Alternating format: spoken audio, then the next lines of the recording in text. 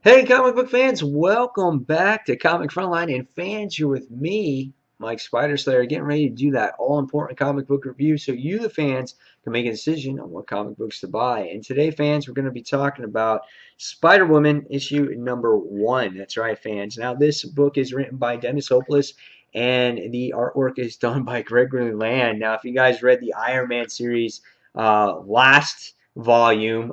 You can say that Len was on that series, and he has this tradition of making big smiles for his characters. Does he do that in this issue? I don't know. We'll see. I'll show you. But you can see there's a pretty big mouth there on Jessica Drew.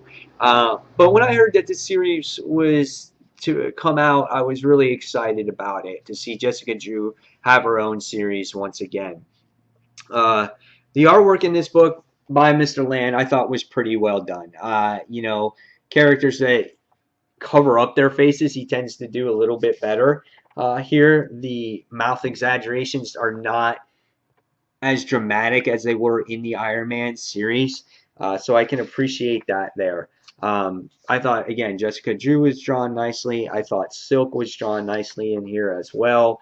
And the only thing that seemed a little bit off for me were the colors here. Now, I don't know if they were doing that for effect, for the actual dimension popping in and out that they were going through, because this takes place during the Spider-Verse time, which where here they go into Spider-Man Noir's timeline, and it all changes kind of to like a really faded 1930s style of coloring, but with a modern drawings. So yeah, so that's how the book looked there. What did I think about this story? Okay, so first of all, it's kind of a tough area to pick up on. Okay, if you're not reading Spider-Verse, you're not going to understand what's going on here, because this really takes place right after the events of Spider-Verse, The Amazing Spider-Man issue number 10. So it takes place right after this, because Jessica Drew and Silk wind up jumping to a different time, a different Earth, to escape the inheritors from sucking her soul, from Silk's soul, or taking Silk away, and so that's what they wind up doing, just going to a different dimension. That's really what the main plot is here, to keep her undercover. And they went with Spider-Man Noir as well. So they go into this weird, I don't know, world.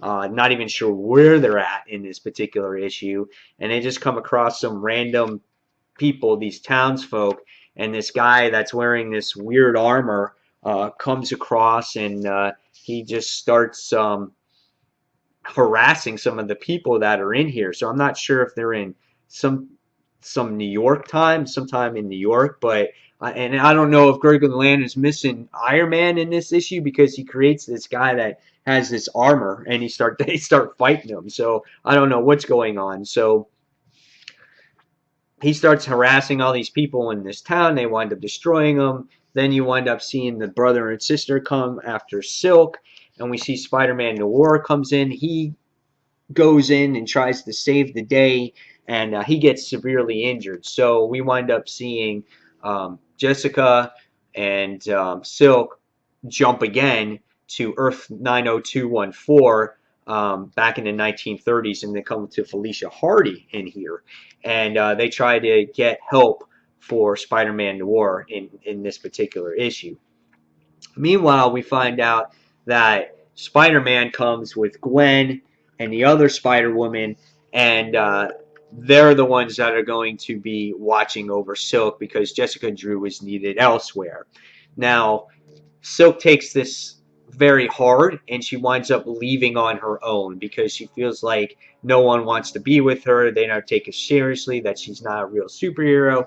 And she goes to another New York, and Earth 981, and she finds this spider creature, and she winds up taking off at the end there, and then you get to see the brother and sister just toying with her at this point. So that's the story in a nutshell here. So more time jumping that continues, or more Earth jumping that continues around in Spider-Verse, which I feel it's just an overabundance of it. They just keep moving and jumping, and playing the whole Earth jumping game, which is kind of getting a little annoying. I like the tone of the book in a way of how they set the colors based off of the towns that they're in, like the cities that they're in. Jessica Drew, I like her character. She's a very serious type of woman, but she can be a little over exaggerative of times, which I like about her there. And she can kick some serious ass. So I like the character, but I wasn't crazy about the actual story. Um, it was just okay. It was average for me. And for a new reader, if you're a new reader to Spider Woman and you go to pick this up, you'll see that little Spider Verse there, and it's kind of just like you're going to be lost. You're not going to know who Silk is. Um, you're not going to know what the main plot is. It's kind of weird to introduce a #1 issue coming off a brand new event like this. So, like I said, in order to understand this, you have to read the Amazing Spider-Man Spider-Verse. Otherwise, stay away from it until she gets her own individual arc.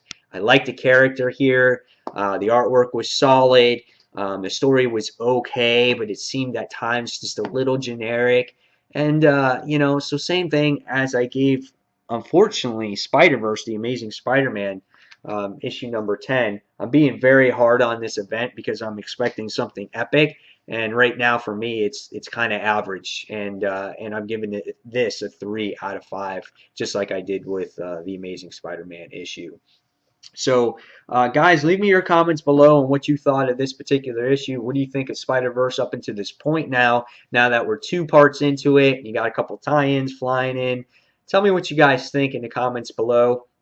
And guys, as always, thank you for watching Comic Frontline. And until the next comic book review, this is Mike Spider Slayer signing off. Thanks for watching, fans. See you soon. Bye.